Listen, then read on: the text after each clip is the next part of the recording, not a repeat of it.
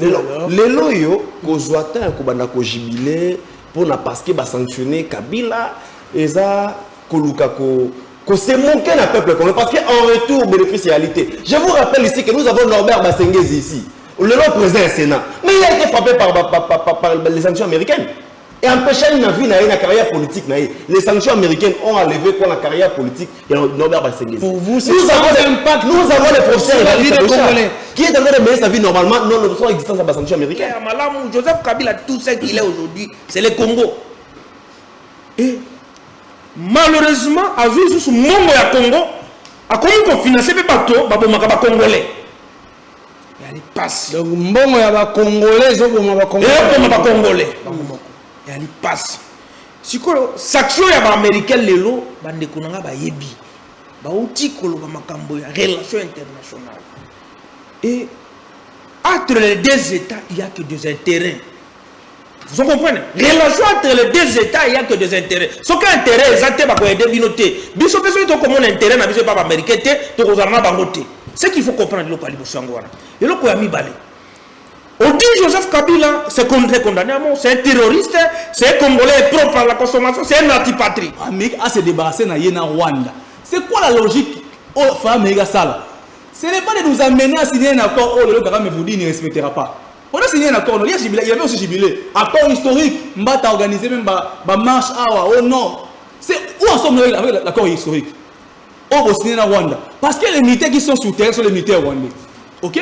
L'accord allait avoir un sens où l'Amérique nous avait donné une capacité militaire de nous défaire directement à M23. C'est-à-dire quoi? Envoyer des militaires s'il faut envoyer des militaires, former nos militaires, envoyer un armement efficace. Rwanda au la guerre, tomber dans la Rwanda et ses supplétifs directement. Joseph Kabila sanctionne. Docteur Njadi, impression à eux, le boss. L'État est le meilleur allié, Papa Isaac. Le temps est le meilleur allié. Le temps est le meilleur allié. Nganayo. Tout ça là, va plateau, Belina, Bandekuna Biso, poisson rwandais, Kabila, tout ça, Babanaï Koya, côté que la Congolais, Mouto Azaraki, déjà est propre à la consommation. Mouto Azali est natif. Non, propre à la consommation. Joseph Kabila, il est propre à la consommation politique aujourd'hui. Joseph Kabila, Lelo, c'est un condamné. Et il y a si Koyo, confirmer d'abord, Makabatata Mokozambo Afrika, parce que tant qu'on a Ebisaka yo. Parce que c'est comme si on a la théâtre. Félix Antoine Tshisekedi, Azali, président le plus honnête que notre pays n'a jamais connu. Parce que plus que Kassavou, plus que Mobutu, plus que Mouzé, plus que Joseph Kabila. Si on m'a bien les années, Azala a longueur d'avance, il y a spiritualité et compréhension. Tant que Félix Antoine Tshisekedi a dit que l'AFC MV3 et Ali Joseph Kabila utilisé par Kagame bande kona biso ya PPRD babandaki ko oh non Félix Antoine Tshisekedi oh non biso teto ebisa bango ce que vous voyez aujourd'hui na ex Mobimba c'est Joseph Kabila bato bandimate cour militaire aye a condamné Joseph Kabila ba constamment condamnation politique ba condamné yango mais aujourd'hui landa malamu depuis lobby banda tango babimisa qui déjà sangouane comment qui pas ba Congomani plus de 98% ba Congolais ba ko sepela ba sepeli nini non parce que on est condamnation ba sanction condamnation ya munguna nani munguna comme nenge mukolo drone ekoela ki wilingoma yabo laka tango ba Joseph Kabila tango mlo ba kaya kana goma bokemba mukolo su drone be drone alors moi mukolo ezali très bien, je reviens à vous, Djadio. C'est très important. Je reviens à vous, Joseph Djadio. Laissez-moi recevoir Daniel Kitenge, qui est déjà sur ces plateaux. Ndeko Daniel, mbote na yo. Mbote ndeko Isaac, natondi mingi pona lokasa opesi biso. Sali mikolo ebele. Vraiment. To honorer l'invitation na yo te. Sengi bolimbisa na télé spectateur ya émission monene oyo. Vraiment. To pesi bango pe mbote, sengi bango pe parler na ndenge pe. C'est comme il en émission. Le président docteur Djad Mbote, notre réunion sacrée, président Mbote. Voilà la précision. Yo n'a qu'on soit maloba, on bandit déjà. C'est pas normal. Supporter, c'est l'émission est plus pédagogique. Merci. Tokai. Au monde de Isaac, par rapport à dossier Kabila. Toko Timbala Moko. Impression avait d'aller ni na sanction Joseph Kabila a joué aux États-Unis. Bon, avant de un peu rebondir dans moi, je vais dire que comment il va se faire là. Je vais faire les fêtes, je vais faire comment il va la fête pour Nanine. Pour moi, je vais dire l'autre est le 1er mai, journée à travail. Dans le au chômage, il y a 98%. Je vais faire la fête pour Nanine. Donc, comment il va se faire pour faire ça là, mais il va se faire pour les États-Unis à sanctionner Kabila. C'est ça, il y a une cohérence dans ça. Tu vas faire la fête pour les États-Unis à sanctionner Kabila. Au Kabila, tu as la banque de mon Kangi. Donc, moi, je vais vous Congo BT. Pour gérer les fonds aux États-Unis, comment il va se faire? Non, c'est quand même assez logique. Et respectons aussi les Congolais. J'ai l'impression que même peuple en Arabie doit respecter la réalité. Il faut respecter. Donc, il faut qu'on arrange le courant déjà. Et comme on a reçu la fête du jour est aux zones, guerre ici, ou en élection de Mandela, tout le monde va dire Yemba. Nous ne pas au Kabila. Parce qu'il faut mettre la PCT place. Pour Kabila, je reviens à vous. Vous avez parlé, Joseph Ndiaye. Il y a un dossier à la sanction à Kabila. Ndeko Isaac. Comment on dit relations internationales, internationalistes, pour comprendre mieux l'enjeu politique actuellement, il faut interpréter avec beaucoup de sagesse, beaucoup d'intelligence. Contrairement à fanatisme,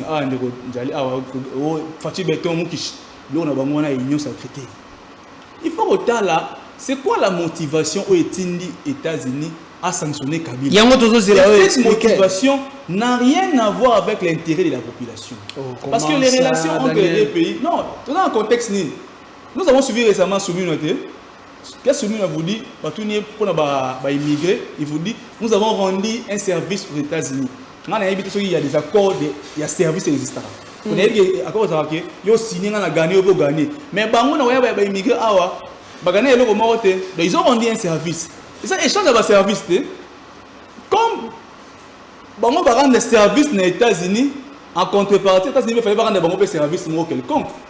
Pour légitimer au moins pour vous montrer que non, c'est que dans l'alliance ensemble, non. Et ces services, il fallait rendre l'ascenseur. Parce qu'il y a sanctionné Joseph Kabila. C'est ça les services qu'ils ont rendus au CLRD. Ils estiment rendre à la RDC, alors que ce n'est pas un service rendu au pays. Les États-Unis ont la posture Nini. Ils ont la posture le corbeau et le renard. Ils ont la posture à flatter RDC, à flatter M. Tshisekedi. Pour nous, on a dit que Tozana yo, au moins de sanctionner Kabila. C'est vraiment bon pour lui montrer que non, pour dire que déjà Bazou la part du lion. Bazou la part du lion, c'est quoi? C'est quoi cette part? La fameuse accord signé avec les Américains. Accord économique. Accord économique. Aux États-Unis, sur le accord, les États-Unis ont permission de gérer 1 million sur le Congo. Déjà, Bazou part du lion. Et pas Félix Bazou Yango. Donc, les lots mines sont dans le Congo, même les mines inexistantes, pour encore on est prévoir que même mines on a nous et font amité. Jouer au fond il faut pas signifier en la commission on a chapeauté entre les États-Unis et la RDC. Donc même les mines on est botamité. On va découvrir il y a un accord accord à Washington. Donc c'est-à-dire quoi? Basé la logique, basé la même logique dans on va commencer au président. Et c'est ça l'Amérique. Tout ce qu'il est en train de faire aujourd'hui, est essentiellement pour notre intérêt. Donc rien à voir avec l'intérêt de la République démocratique du Congo. Sanction à Kabila pour toi, ça ne dit rien aux Congolais. Non, je ne dis pas que ça ne dit rien aux Congolais. Tu as vu que récemment, il y a circulé beaucoup d'informations. Il y a même eu un procès où on a condamné Kabila comme étant des mèches avec... le M23 FC. Vous connaissez ma position que moi je ne soutiendrai jamais une action qui peut détruire la République. Parce que moi j'ai toujours dit, dans la guerre à Est, bateau wa Koufaka, et jusque là, nous avons dit que la famille à M. Tshisekedi directement. Nous avons dit que la famille à M. Kabila. Nous avons dit que la famille à politicien Moroté à Congo. Mais je vois des deuils dans la famille à la population lambda. Donc les gens qui sont déjà dans la souffrance, ils n'ont pas d'emploi, ils n'ont pas de l'eau. Bon, souffrir ma casse et ajouter encore insécurité bah liwa. Donc pour dire que question insécurité, tout celui qui est des mèches avec ça, moi je ne peux jamais la pardonner et je ne peux jamais les pardonner. Merci mais beaucoup. Ce qui est important c'est quoi? C'est voir les actions que vous posez. c'est quoi ces avantages? Action où ils ont un avantage essentiellement américain. Moi j'aurais aimé qu'on vous dise, bon, Amérique a publié son compte, les banquiers organisés à combien? L'argent qu'il a gelé, c'est combien? Aucune information. Comme c'est l'argent de la République du Congo, ok. Dès demain, gérons cet argent à la RDC.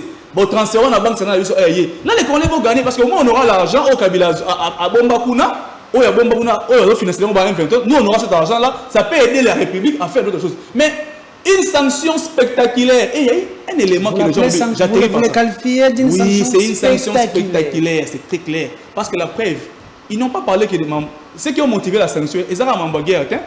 Il y a aussi une action, il y a 2016. Balobi, il a aussi été sanctionné parce qu'il a 2 ans de plus. Dans la tête, il y a pays. Il avait merci. Violé, s'il vous plaît. Je reviens à vous parce que nous avons y arrivé.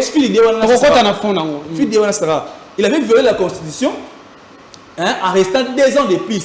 Et États-Unis a dit que Kabila n'est pas resté 2 ans de plus dans le monde pour la volonté de Kabila. Non, non. Ils ont dit que l'homme politique union sur le Congo, il y a Yokani, il y a Saint-Sylvestre, il y a 2 ans de plus. Parce qu'il était en incapacité de gagner l'élection. On lui a accordé 2 ans de plus, puis alors gagner l'élection en 2018. Donc rien à voir pour vous montrer qu'il n'y a pas un soubassement logique pouvant pousser les États-Unis à sanctionner Joseph Kabila. Laissez-moi prendre notre 3e invité. Rabi Epala, Mbote Nawe, bienvenue. Mbote Mingi Ndeko Isaac, merci Mingi pour l'occasion. Mbote Naba collaborateur, le recteur, docteur Joseph Napesi Mbote. Moi, Bolimbi Sipo Natokomi na Sima Ngonga parce que embouteillage na Kisasa au ville ya Daniel Bumba, ville Daniel Bumba aliana Likelemba. Ah, s'il vous plaît, s'il vous plaît. Bumba alia ville na Likelemba. Papa, vous avez une assemblée provinciale qui est là. Vous avez toutes les autorités qui sont là, qui peuvent sanctionner Bumba. Mais vous sanctionner malgré mes gestions à ville à Kinshasa. C'est que ils ont parlé au Yaliana Likelemba. Donc, mon takon Yaliana Likelemba, il a été. Voilà. Il y a biso bakino mais Bumba lié sur Kinshasa na Likelemba. Donc Likelemba basala qui a PC Kinshasa adamé à modon. Au jour na bénéfice na Likelemba. Moi je dois na compte exact. Il y a un truc aussi bien bambouteillage dans le Ngenda coupa à 13h mais voilà l'heure à laquelle j'arrive à l'émission. Merci Tozonga. Joseph Kabila sanctionné. OK, ça vous exprime quoi? Sanction contre Kabila. Ça me rappelle l'histoire récente, la mort de Willy Ngoma. J'ai vu la mort de Willy Ngoma, les débatteurs, les communicateurs, la déclaration union sacrée, défiler dans le plateau, faire des publications dans les réseaux sociaux pour jubiler. Il y a d'autres même Batumba Bantaba. Champagne Fongoma dans le plateau. Parce que je salue Maître Oscar B. Parce que Willy Ngoma a salini à Koufi. C'est bien beau. Il était considéré comme une menace à la République. Ok. Willy Ngoma est mort. Est-ce que Goma a été récupéré? Willy Ngoma est mort. Est-ce que Kimia n'a pas les côtés? Willy Ngoma est mort. Est-ce que stabilité peut rester les droits humains dans la zone où on est occupé par les rebelles? Bukavu Goma. De maintenir rien. Willy Ngoma est mort. Est-ce que Batoba peut vivre comme il se doit? Willy Ngoma est mort. Est-ce que le salaire est fonctionnaire? Et que pesa manalonge longoban.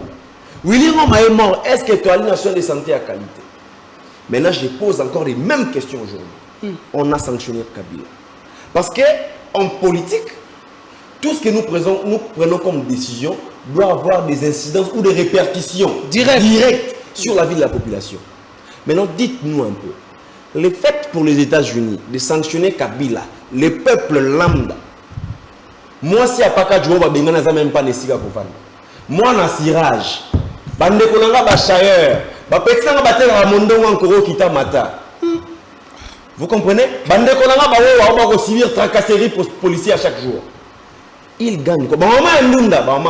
Il gagne quoi pour le fait que Kabila va sanctionner par les Américains? Parce qu'on doit réfléchir. Quand on doit réfléchir en nation, dans la nation, il y a des individus à l'intérieur pour les comptes de qui nous sommes censés travailler. Sanctions américaines, tout ce qu'on a porté scientifique à Marabao. Les ceux-là qui ont appris la science et la relation internationale peuvent mieux expliquer avec sagesse en collègue. Sanctions américaines, ils ont la nini. Donc les États-Unis, ils ont vendu à la Mungi.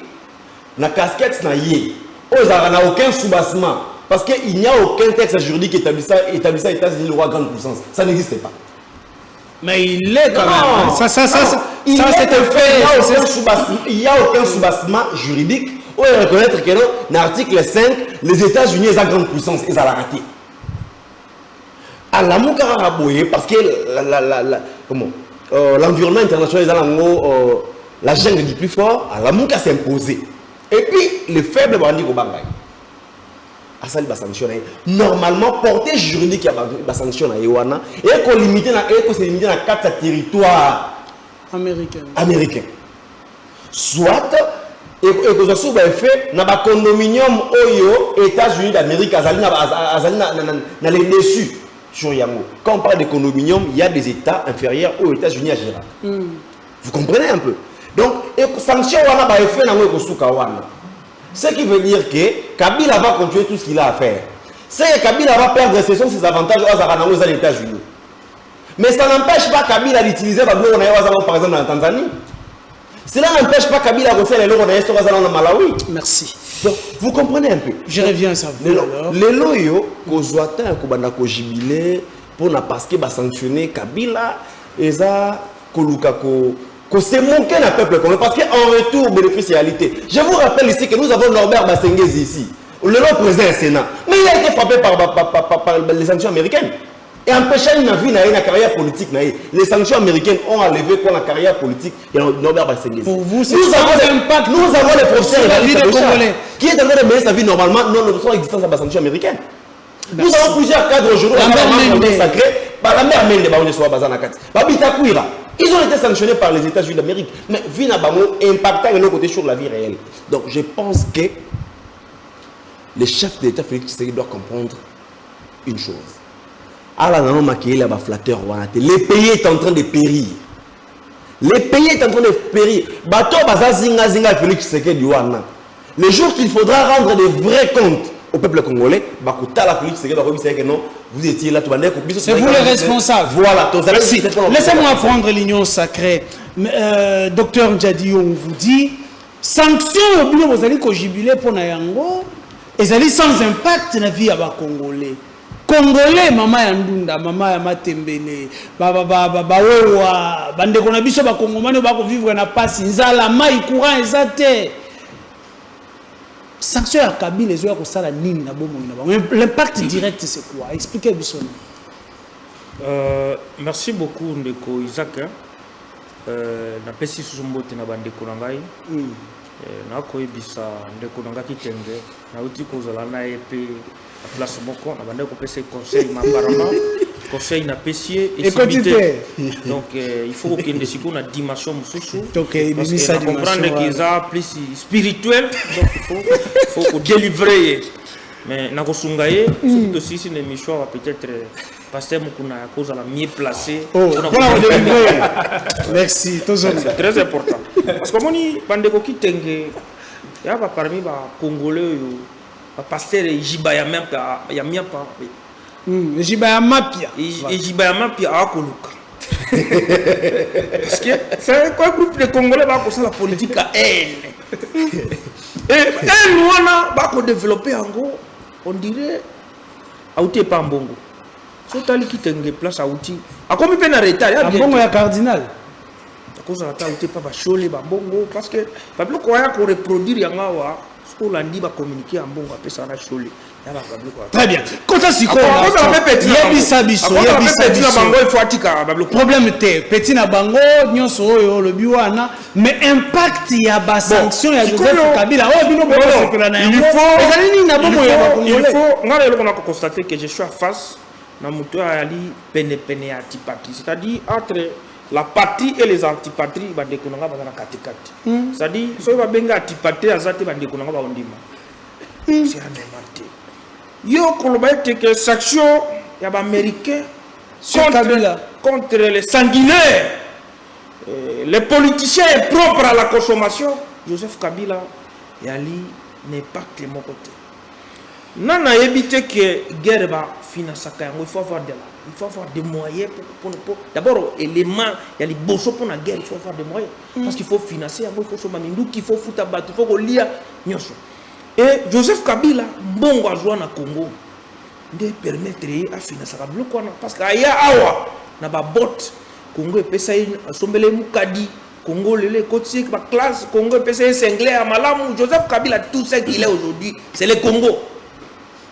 et malheureusement a vu sous mongo ya Congo a comment financer pe bato ba bomaka ba congolais et elle passe donc mbongo ya ba congolais zo boma ba congolais et bomaka ba congolais et elle passe siko sanction ya ba américain lelo bande konanga ba yebi ba uti koloba makambo ya relation internationale et entre les deux états il y a que des intérêts. Vous comprenez? Relation entre les deux états, il n'y a que des intérêts. Ce qui est intérêt, c'est que aider binoté. Biso personne to comme un intérêt na biso pas américain té, to kozarna bangoté. Ce qu'il faut comprendre le pali bosangwana. Et le ko ya mi balé. On dit Joseph Kabila, c'est condamné à mort, c'est un terroriste, c'est un Congolais propre à la consommation, c'est un antipatrie qui avait pris beaucoup de moyens pour le lelo, à Zwaki Yango, à Tchaki Yango na ba banque ebele pour la financer. Et le nom Joseph Kabila depuis que monsieur Lokwana Joseph Kabila va geler ba compte né, ça dit misolo na yela ba moyen na nyonso mena là il a gelé. Ça dit ça moyen quoi affaiblir. Maintenant tant on va quoi affaiblir mutu. Oyo a ko vous mbongo yango pas financer ba makabato. Bango ba kolbe ya l'impact et ali l'impact ya mala. Wana bokaboni makasi à un certain niveau na argument na yo na argument ya ndeko Rabi oya lobby était ezali pona ba intérêt américain. Yo lobby abate ezali ba dénonciation ya République démocratique. Non. Na lobby bongoté. Il faut pas que ça la lokola un antipatrie pour na ko tisa na maloba patriote makamba lobby. Vous comprenez? Ça veut dire les Américains na ebiso ke ba ko confirmer makambo biso to mandao ba Joseph Kabila ali muto ya ali commandant ali muto ya ko financer ba rebelle. Ba pesi bino raison. Ba pesi bino raison. Regard ya ba enquête ba mené et puis na minute yo aza sous sanction makambo na nyonso atia ngo ezala na ba banque américaine za lini ils a gelé. Vous comprenez? Donc les noms ba Congolais faut pas se là. Parce que financièrement, Joseph Kabila a une difficulté dans le mito. Ce qui a la banque américaine a déjà gelé. C'est-à-dire, il va affaiblir Malembe et mon collègue va tirer Kabila ma beaucoup place sur sa rosa. Ce qu'on a dit, mon collègue peut drone et peut être bourre. Kabila accueilli. Ah. Merci. Donc, bande kobaya parce que ezali n'impact à makasi pour le financement de Joseph Kabila et lelo Malembe waka affaibli Joseph Kabila. Très bien. Merci beaucoup. Très bien. On nous dit clairement et pas un docteur Diadi que impact au bino boko luka. Déjà ceux qui va lobby était azali bongo ko financer M23. Et que bakangi ba bien naie, bakangi mosolo naie, le M23 ko fonctionner sans mosolo. La guerre et se nourrit sakana mosolo par l'économie. Vous avez la parole. Oui, merci beaucoup pour la question. Vous parlez de mosolo et Kabila. Selon les statistiques, au sondage et tout, certaines personnes pensent qu'il peut y avoir une fortune estimée à 12 milliards. C'est ce que les gens disent. Parce que l'hôtel Ndiadio a dit que l'Union sacrée. L'Amérique a communiqué à combien? Combien l'Amérique a géré? Oye moka lobi awake atana ba banque ebele ye moso o wazo nyonso parce que banque ebele o ko en Amérique. Oui aneni ni le pont et katana entre Kabila en Amérique. Aneni kata pont na avec le pont katana entre Kabila en Union européenne. C'était avant 2016 non 2014 avant où Kabila ne mettait plus ses pieds en Amérique, il mettait plus ses pieds dans l'Union européenne. Et vous pensez que ces messieurs là n'a que l'argent en Amérique. Arabien italien a montré bien. Si il va geler en Amérique, il lui restera au Malawi, il lui restera au Kiba, il lui restera au pays. Il peut encore les utiliser. Mais on ne dira pas quand même que c'est sans impact. Attention qui, moi, Ndambo ya Mosolo Ezali bloqué quelque part, ça empêche quand même quelque chose. Réfléchissent comme les gens. Les gens, le problème c'est quoi? C'est que nous suivons à la maison par Batamaï et Makas. Nous avons juste la chance de regarder dans la TV. Il y a des gens plus intelligents que nous, il y a nos professeurs, les doctrinaires qui suivent. Des gens très intelligents, ils viennent regarder la TVT. Mais puis, regarde la télé, il faut quand même tout le monde. Je me dis, quand je passe à la télé, je représente ma famille. Je représente ma femme, je représente la belle famille. Qui est la télé, mais on finit ça va. non finir ça moi c'est nangai madebo que je salé non finir ça tout le monde non finir ça bango parce que pas finir ça bango té hein faut na poser ba matière moko boya malamu pour ba kolanda ngai ba ba sa matière accord ya Congo en Amérique c'était quoi l'idée initiale et bandeli Congo qui en Amérique pour Amérique à se débarrasser na yena Rwanda c'est quoi la logique au Amérique ça ce n'est pas de nous amener à signer un accord où le Kagame vous dit ne respectera pas. On a signé un accord, il y avait aussi jubilé. Accord historique, Mbata a organisé même ma marche oh non. C'est où en sommes avec l'accord historique? On va signer à Rwanda. Parce que les militaires qui sont sous terre sont les militaires rwandais. Ok? L'accord allait avoir un sens où l'Amérique nous avait donné une capacité militaire de nous défaire directement à M23. C'est-à-dire quoi? Envoyer des militaires s'il faut envoyer des militaires. Former nos militaires, envoyer un armement efficace. Rwanda au sein tomber dans la Rwanda et ses effectifs directement. Mais tout ce que vous êtes en train de faire, ils ont rapporté ni souterrain. On a évoqué un fait ici, Wilingo Makoufi. Ou bien drone Kouelier, on a applaudi parce que j'ai vu Wilingo humilier l'armée régulière de la RDC. Moi je suis fils d'un policier. Mais ça nous a amené quoi? Ça a changé quoi? Ça n'est qu'elle donne. Lélo Kabila, il a été condamné à mort. Ok? Nous parlons d'être condamné à mort. Il y a pas et les raisons de l'Amérique aujourd'hui donnent raison au pouvoir. La justice, il y a RDC. Condamné Kabila à mort. Recopier ce qu'on dit ici à la RDC. Alors, à financer la AFC, on a déjà parlé plusieurs fois. Alobelio, c'est lui, Sogi Matabana Rwanda.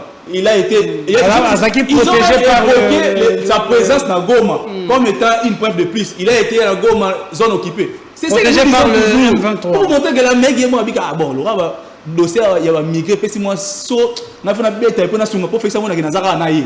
Il y a une bête, comme ça les quatre, hein, quoi, madoué. Donc, vous dites que sur le terrain, nous parlons d'être condamné à mort. Est-ce qu'il y a une peine où l'équipe peine il y a quelque chose mort? Donc peine supérieure et élevée, il a au Congo des PC Kabila déjà. Il est condamné à mort. Donc sanction américaine pour geler une partie à fond naïe. Ça n'impacte à rien. Et l'équipe peine de mort. Si vous êtes sérieux et que vous voulez vraiment finir avec Kabila comme vous condamnez à mort, mais attendez une action au niveau international où on peut l'arrêter et le mettre en prison. Comme ça, si vous voulez que l'esprit n'a pas ce peu maquillé, c'est ça qui est significatif. Non, nous devons financer les rebelles, les Congo et Kanye, et Tiens Naboloko, il y a un pigé penaillé. Les histoires venant de l'Amérique, dans la région internationale, il n'y a pas, ils n'ont pas ça beauté. Ils ont appelé si boé, le bon à Osenga. Donc, on a appelé si bicho bongo, appelé si sanction. Oh, il y a sanction, on a. Donc, pour vous, Amérique a payé République démocratique du Congo quelque chose à travers cette sanction. Oui. Ou à travers ces sanctions. C'est les petites choses. Faut pas se faire si vous voulez qu'il veut que les plus grands exploits de l'Union, oh non, le monde entier parle aujourd'hui de Kabila comme état, il finance. C'est tout ce qu'ils pensent être les gagnants. Mais on regarde l'Amérique est une grande puissance. Rabi a été très clair. Qui est toujours un monde de Moura jungle. Dans la région internationale, il n'y a pas une hiérarchie de force. Non, le plus fort n'est pas dominant. Si tu es fort, on va dominer. Donc pour dire que où est l'avantage pour comment on a une qui est l'Amérique, qui s'est dit être une grande puissance. Soutient la République démocratique du Congo militairement. Qu'on se batte contre les petits filles Rwanda, Batouana Babima, Balongwa Est, et Zon Ndenge Zalaki, Rwanda vous allez avantager pour Nabiso vos sanctions à la con. Mais c'est sanctions à la con. Parce qu'aujourd'hui, il y a beaucoup de gens qui ont sous sanctions américaines. Avant l'élection, même Kabila a sanctionné dans l'Union européenne. Chadari, même c'est Nanga ici. Il a été sanctionné en Amérique. Norbert Bassengue aujourd'hui ont été sanctionnés. Les lots, on a sanctionné récemment, on avait aussi jubilé, non, quand on avait sanctionné les militaires rwandais. Merci. Et si la guerre est finie. Merci beaucoup. Pour vous dire quoi, Rabi est la dose qu'il faut, ce n'est pas ce que les Congolais attendent. Sanctionner Kabila, si vous pensez l'affaiblir, ok, c'est bon, il n'y a pas de problème. Mais Eza Mezi Oyo, comment on va célébrer Yango? Parce que dès lors que sur le terrain, échanger l'eau comment sur la donne, Neko Isaac, c'est que. Merci. toute cette partie là ils ont la commande ils vont avoir la kimia. Merci beaucoup, merci. Naosenga na ingénieur énergie à faire parvenir biso téléphone. Na mon déjà appel na bino na musika nongezo kota. On va nous amener les téléphones. To tanga ba message. Na koyamba ba appel té, j'insiste l'émission ezali ya koyamba appel té, mais na ko répondre ndena ba message na bino. Comment message yebisa biso est-ce que bo sepeli na sanction à Joseph Kabila? Impact na yango ezali nini pour la République démocratique du Congo? Est-ce que la sanction est confirmée ma justice à la République démocratique du Congo et Pessi et Salaki n'a condamné qu'à Joseph Kabila à mort? Est-ce que ça vient quand même couper sa valeur na justice na biso? C'est d'ailleurs la question que je vais poser dans Ndeko Epala. Est-ce qu'on peut se dire aujourd'hui que la sanction est valoriser moi à moquer justice na biso pour la justice que voilà vous avez une justice ça qui mosala le longo bani oh le baki na biso lobby avant ba américain ba lo ba été Joseph Kabila a été en connivence na ba bazali ko boma biso à l'est de la République. Vous avez la parole. Merci beaucoup Ndeko Isaac. Comment ni moro mbongo sozoka ba monsieur les grands plateau. Parfois, na tension et tension au matin na minute, na petit à colia ici. Donc, vous vous rendez compte que nous sommes une classe politique aujourd'hui. Ils ont risqué peut-être ça de leur côté. Il faut comprendre que même des erreurs on te reproché aux Mobutistes. Les mêmes erreurs on a reproché ça aux Kabilistes. Les mêmes erreurs aujourd'hui sont en train d'être produites par Baba Tshisekedi. Alors on s'est dit, est-ce qu'on doit espérer Congo est bon dans la maboko la classe politique actuelle. Donc, moi, espoir est qu'on se perde.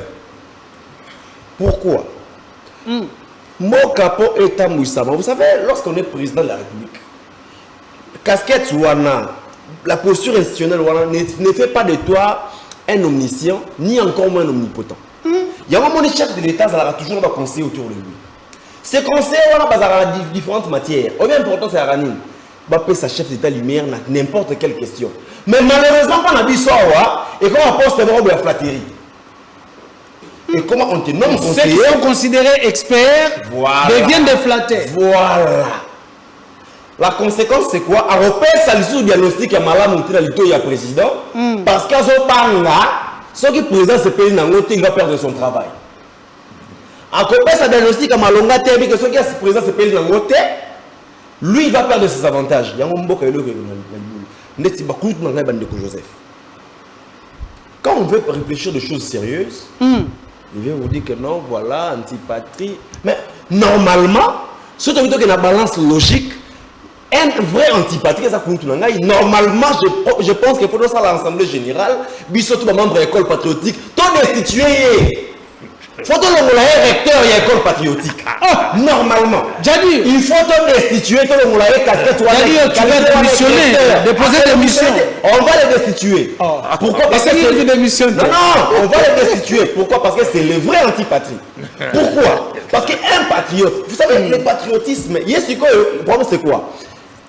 Les recteurs partant, il y a l'école patriotique, c'est un patriote qui travaille dans la compatriophobie. Oh, s'il vous plaît, comment ça? Un compatriophile. Non, mais un compatriote qui est dans la compatriophobie. Parce que le vrai patriotisme voudrait assez que passe bleu Zali, vous dites que non, c'est bleu. Ce place Pembe, Ali, Ali Pembe. Mais quand là il y a les bleus, toi tu viens dire aux gens que c'est noir, on comme antipatrie. Parce que moi, pour faire développer un État, le Sénateur à la sincère. Très bien. Dans nos réflexions, dans nos conclusions, même dans nos prises de position. Donc, ce qui est chef de l'État, place Wana, Baté Brick, Yagotengama, Namir, tu sais que le chef de l'État, Mir, oh, le Mabé. Pourquoi? Très bien. Parce que ce qui est Mir, le Mabé, bon, Yagotengama. Moula jour, tu as ma casse, mon pépé. Et pourquoi il faut faire battu? Il y a moi, tu as un projet de développement. Nalingi président répondre nano na motuna na ngai. Mokonzi ya mboka alobaki na biso boye alobi le AFC c'est Kabila. Justice ya mboka na biso et sambisi Joseph Kabila par défaut ba condamné yepé et ye moto azali bongo ko boma ba congolais à l'est na sima ya M23 là. Ma États-Unis a sali lelo motuna na ngeza ya koyeba est-ce que eye ko confirmer juste ma justice na biso alobaki te. Est-ce que ça ne donne pas du poids à notre justice? États-Unis peuvent pas corrompre quand même. Vous avez la parole. Est-ce qu'on peut sa poids à la justice? Ndeko Isaac. Vous savez, la justice, elle est une justice. Ils ont fonctionné sous un pouvoir quelconque qu'on appelle pouvoir judiciaire. Justice, c'est Azana besoin avec la Minolo. Et d'ailleurs, il y a un maxime qui dit que le jour où on dit qu'on met la justice Minolo, c'est que la justice est malhonnête. Oh, je vous dis. La justice est un élément où il faut pas y aller. Tu sais pourquoi on doit y la justice? Parce que ma décision n'a pas la passe. On ne peut pas être là à applaudir la justice. Moi, j'aime toujours la justice dans le monde, où ils la critiquer. Ce sont des justices ça la malade au fond. La justice est malade. Attendez, on ne peut pas ici avoir une justice où on va se faire. Quand les gens commencent à louer les services de la justice, c'est que ça me semble malade. Alors, dire que non, les Américains, vous savez, la justice est indépendante. Et puis nous étions là-bas dans une affaire qui était pénale. Et on vous dira que non, le juge pénal est éclairé par l'ensemble des faisceaux d'indices concordants et cohérents qu'on présente devant lui. Alors, sur base de ces indices, ces éléments, le juge a sali la conclusion à ce jugement. Donc, les États-Unis, on doit se dire les vérités. Les malins, les gens pensent soutenir le chef de l'État.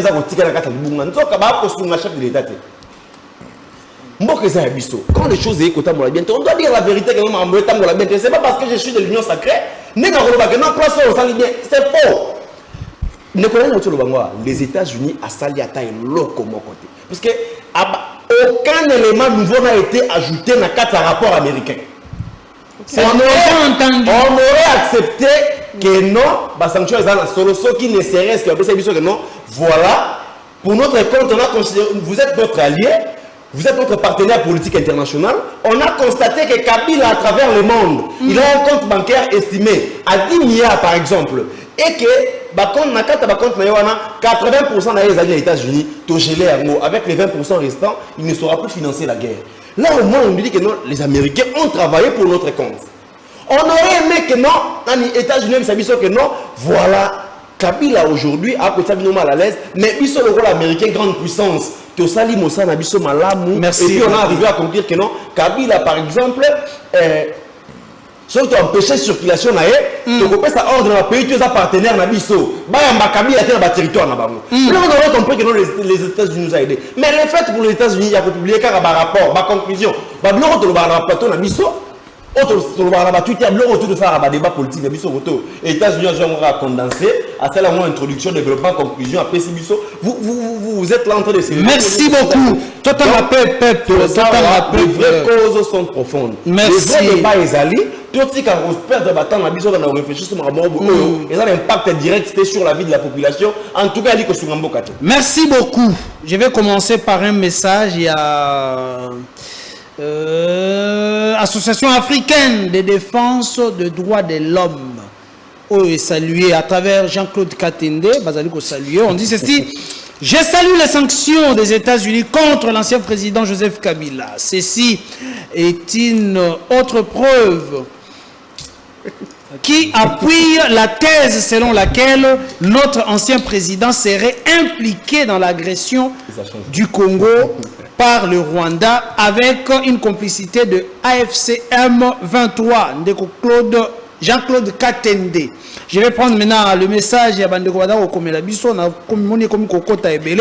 bonjour ndeko journaliste, respect na maloba ya Kondo Etienne Tshisekedi na 2011. Papa Tshisekedi Etienne alobaka bakangela ye mwana wana. Maloba wana ekokisami Kabila ako liai bakoliaye Olive pe ako ma veuve. Ah, vraiment. Ndeko Junior Matadi, Ndeko Junior. Tous un message mosusu. Alors, bonjour, Batomi Balewana Baza Barwandais Bako Mengana otanga kaka message.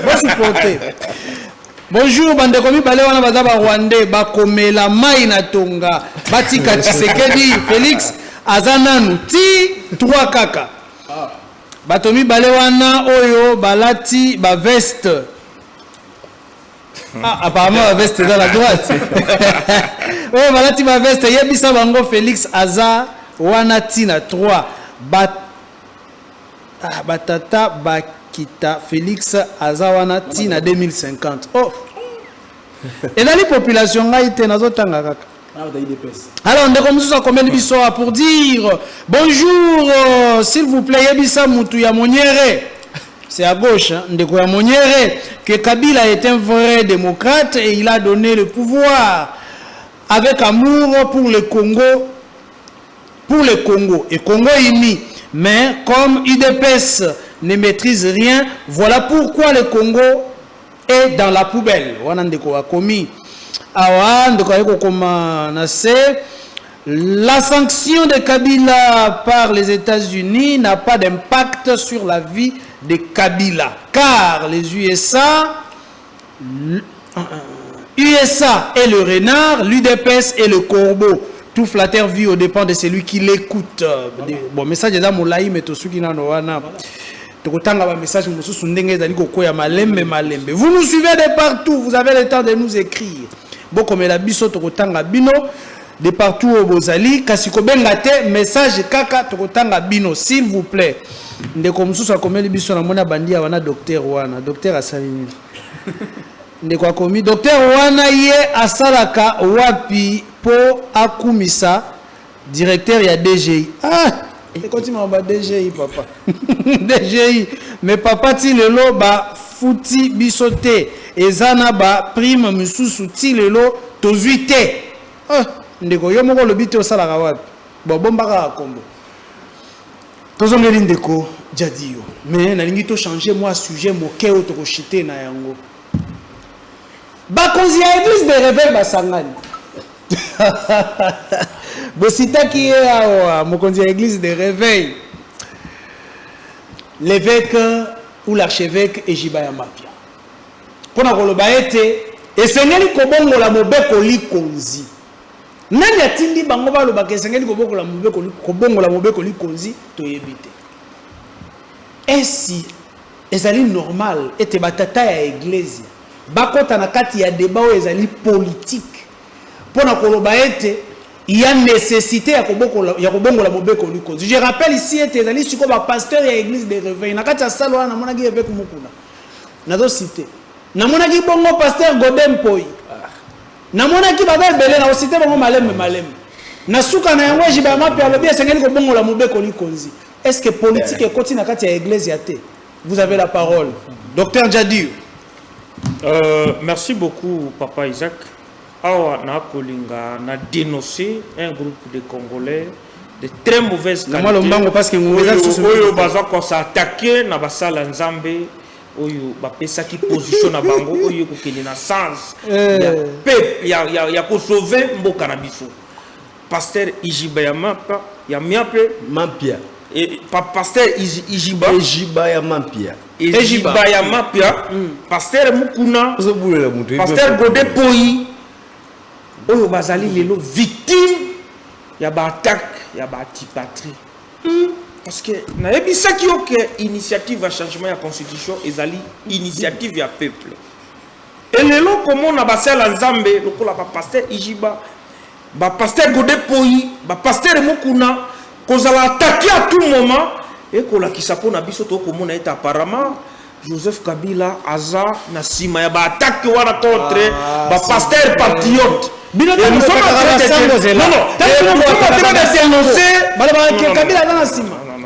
sommes en train de dénoncer parce que obi malheur ya mboko yo eza kozala na muto ya azali azala kilo kola manipulateur Alexa kitana ye mingi pona koyeba congolais que un moment il y a un groupe de Congolais balingara mbongo likolo ya mosolo baki ko trahir et Joseph Kabila mbongo azwa na mboka a utiliser kango les leçons ko tali bien et bela bato bako critiquer ba pasteur Mukuna ba ancien kabiliste et pour ngana ko soupçonner que bako zwa mbongo pa ko uti pas Joseph Kabila. Voilà pourquoi nous sommes en train de leur dire que botika basala nzambe basala musala na bango et pour nga je suis en train de leur approcher parce que na uti ko landa pe communiquer ya pasteur Godem Poi ya uti ko lobaite na pas pays où les gens développés ça va payer le président de la République na bango oh ba oumela parce que élection et développement mbokati et ils allaient le kwa malambo donc batika basala nzambe bazali na droit ya ko réfléchir sur quel droit un groupe des opposants bako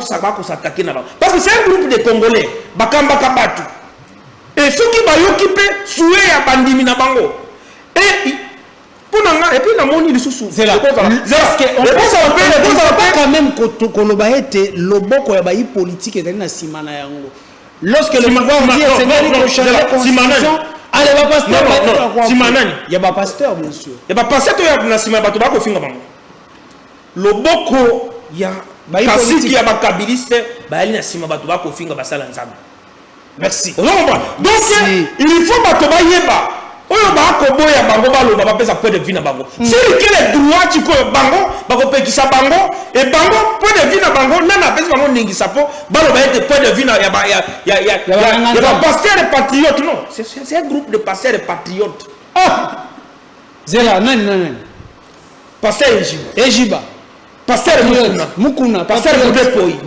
pasteur Mutombo donc c'est un groupe pasteur de Dokamba les plus crédibles de Dokamba.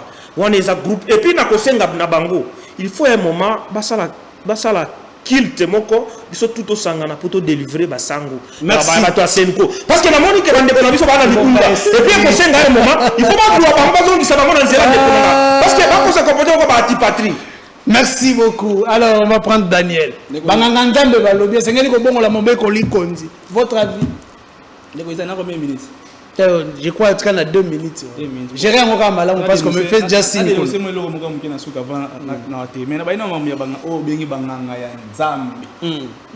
Te ba banganga ya nzambe te ba banganga ya mulili banganga ya satan. S'il vous plaît. Non, c'est un groupe s'il vous plaît. Non mais quand tu as bloqué bongo les quatre. S'il vous plaît. Il est non. Mais il n'est pas normal et bien il y a qu'on classer par ça nzambe un groupe de pasteurs patriotes et puis benga bango. Mais ils allaient pas normal que ba ete basango bazali na sima. Kabila zali sima. Merci. Alors je le répète encore, c'est un groupe des pasteurs il y a diable.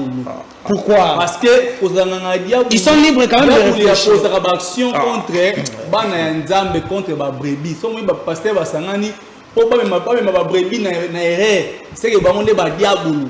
Parce que l'isana e batwana Parce qu'on a point commun moko, ils allaient immoralité na banti. S'il vous plaît. S'il vous plaît. Bazali batata église ya bato, on doit les respecter. On critique leur avis, mais on doit respecter. Nali chrétien y église de réveil. Na ko linga batoté, babebi sa réputation église de réveil. OK, donc je défends mon église. Bango wana bazo bebi sa réputation église de réveil. Je vous disais ici il y a un point commun. S'il vous plaît. Ils ont un point commun dans l'immoralité, na anti-valeur, ne ba point commun ba tona moi. Dans anti-valeur de point commun ba moi. Je vous cite Mukuna. Ah. Donc on a vidéo à Michibo. On a détaillé. Mais Mukuna. Et le cas déjà. C'est une histoire fabriquée par un groupe de croiseurs rwandais. Si Mukuna, Mamichibo la mais c'est la vérité.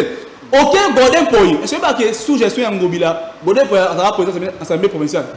Il avait fait son travail. Non, il avait non.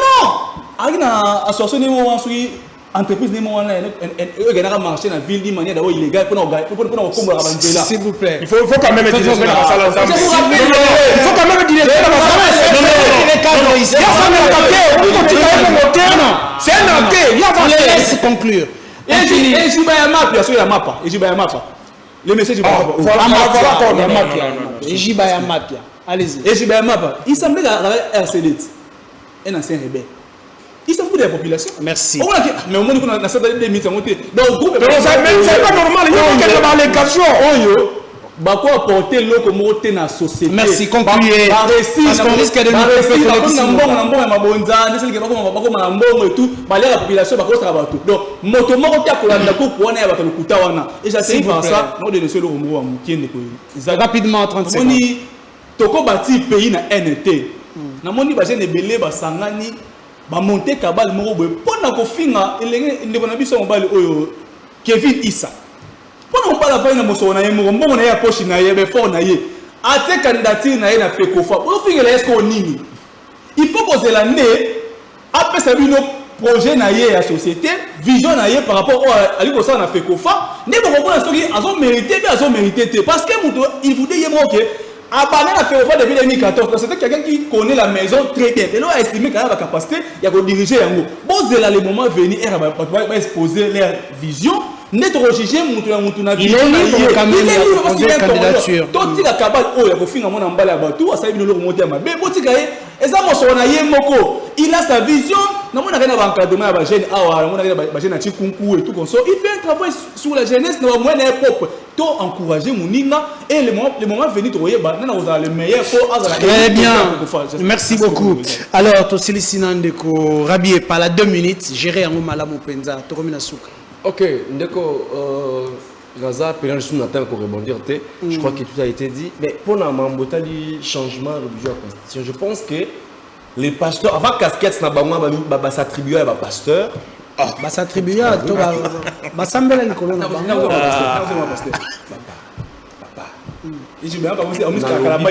Il est joué dans le Bible. Baza, au-delà de la casquette, s'attribuer à un pasteur. Baza, pas congolais. Et la question sur des réformes constitutionnelles, ils ont aussi le droit de réfléchir. Tout le monde a le droit de réfléchir.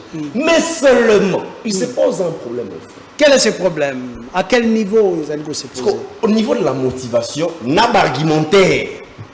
Il y a bateau. Oui, on appelle ça Moutamba raison. Lorsque Moutamba vous disait que les églises, surtout les réveils, c'est un conglomérat d'entrepreneurs. Les églises aujourd'hui dans le Congo, ils ont un groupement d'entreprises apparemment, on va foutre taxes. Donc, ça la casquette à l'église pour pas bénéficier d'une exemption fiscale. Mais en soi, ce sont des entrepreneurs. Si on a dit la motivation, on a dit qu'on a un pasteur moral, autant à Congo n'a été parce qu'il y a un conflit direct. Un pasteur qui vous dit que non, voilà les Congo depuis Banda. Tout ça a un problème. Oh, je pense qu'il faut changer de constitution. Les problèmes, ils n'arrivent pas à expliquer. Est-ce que les lois, dans le contexte de Mboka, pensez-vous que les changements constituent une priorité avec tout ce que ça va demander comme moyen? C'est ça la grande question qu'il faut se poser. Laissons cette question-là. Ok. Parce que alors ça. Dans minute autant que nous avons sur le changement de la constitution, le peuple a beaucoup de fanza. Ce sont des vérités qu'il faut. Ce n'est qu'une partie remise. Nous reviendrons pourquoi? Parce que ça conglomérat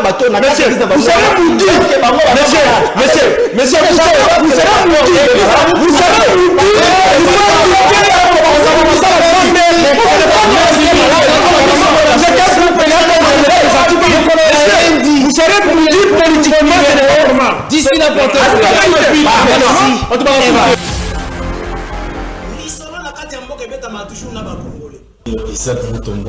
J'aime bien t'appeler journaliste intelligent. Tina Beni, Tina Kolwezi. L'émission est suivie, en tout cas, félicitations. La caniciété, Yozali l'issue à peuple. Au ministre soit armé, au ministre par l'institution et à pays. Je vous dis la vérité. Même les lobes à cause de ma fandi, à ce moment café, qui ne sache bien que le café va être après demain. Nauti ko sambe la nzambe, nauti église. Ako ko sera mtu makambo te. La terre